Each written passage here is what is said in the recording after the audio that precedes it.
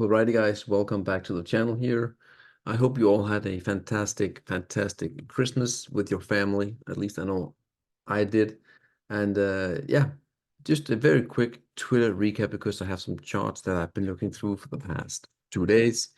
I haven't done much charting given, the holidays, but yeah, we need to see what the Twitter has been offering us, even though people are not posting much, and that's good.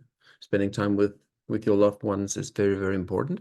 So let's get into business here. As always, follow me if you like the content. Highly appreciate it. And yeah, let's get into the Twitter stuff here. Bar chart: the US dollar index, the DXY, closed at its lowest level since July. You can see here. Again, I also have some levels on that if we dip too close to the 100s, I think that is a breakdown for the Dixie. Maybe we get some short-term bouncing here. This is a quite a bit of an oversold level here. I think on the daily, maybe even the 8 hourly, we have some oversold conditions. But definitely, I think getting in close to the 100s, that could spell trouble for the Dixie.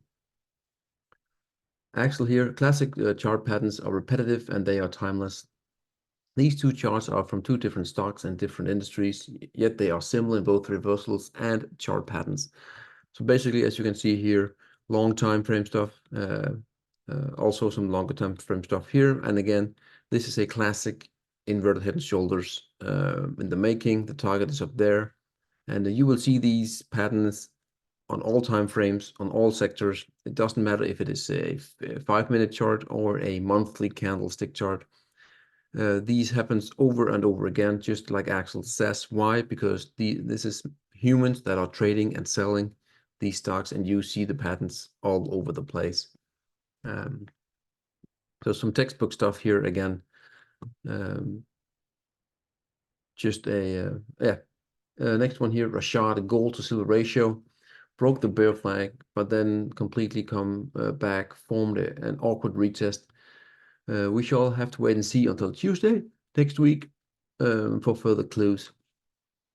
So gold is opening in like 1 hour, or at least the futures are. And so this is a massive breakdown, bear flag. And I do agree this is a weird kind of retesting here, but definitely want to look for the gold to silver ratio is definitely something you should be looking at on the weekly chart, or even the daily. Getting below that, 80, maybe 78, give or take, that is the level to look for. My good man Patrick Karim here, seriously, this could be confirmed in a few days. So he's talking about gold, and what he's talking about is, these massive candlesticks. These are quarterly candlesticks.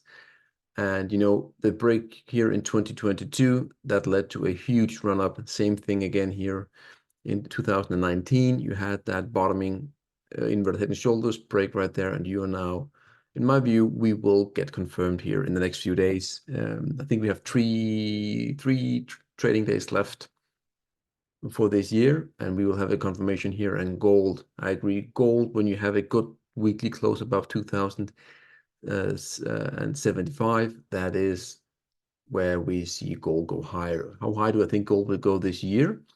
I think we could put on a 20% gain for gold.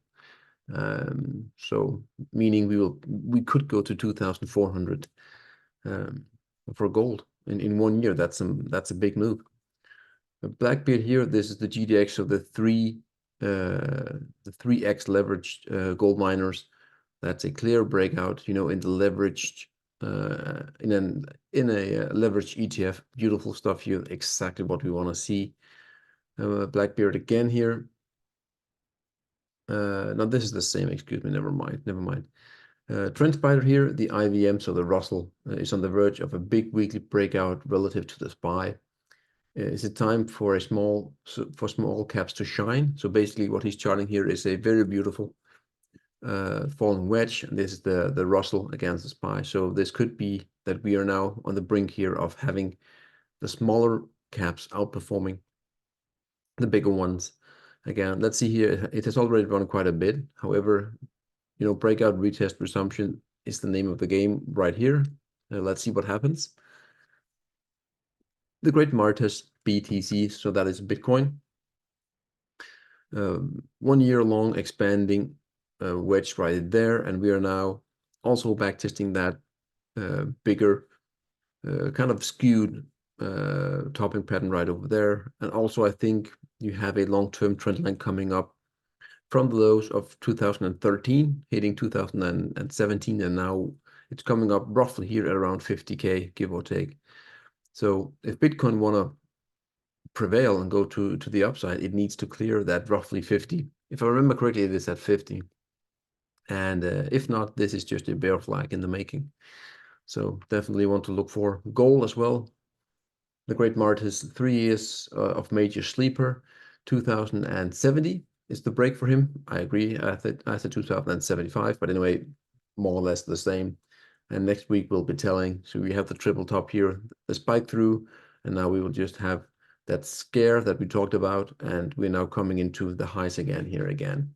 If you look at gold against inflation, excuse me, the Dixie against inflation, it's breaking down. If you look at the Swiss franc against the USD, that is going to outperform, and that is just huge clues that gold is just it's ready. It really is. This is Silver Santa or K Kim, depending on the retweet or whatever. The bullish setup on GLD has not failed since 2007. So this is today. You have that big inverted head and shoulders. 2020, same thing again, inverted head and shoulders with a bit of a fourth, rejection, third rejection. Then we went through 2007, same thing again here, bottoming pattern, and 2010 bottoming here. So again, these big, and if we look at gold very quickly here, you can also see some short-term stuff that is going on for gold. You also had a smaller inverted head and shoulders there, but if you zoom out, you can clearly see, that we have this huge 3-year long bad boy targeting roughly 2,500 to give or take.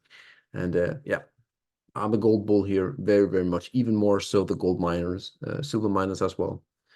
Next runner of the Magnificent Seven is Google. Pretty clean chart here, red resistance breakout, and we have the green option here, which needs to hold. You also have a line coming there, as support. But yeah, Google looks like it wanna join the party, just like Tesla does actually.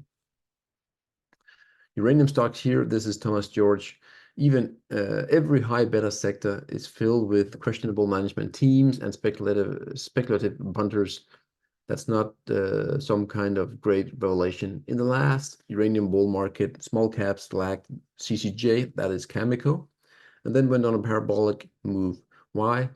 It's a function of the commodity price. Institutional money wants comfortable bidding of the known horse, which is Cameco, until spot price uranium squeezes hard. Then it was a frenzy of its own, and everything that lagged and had resources.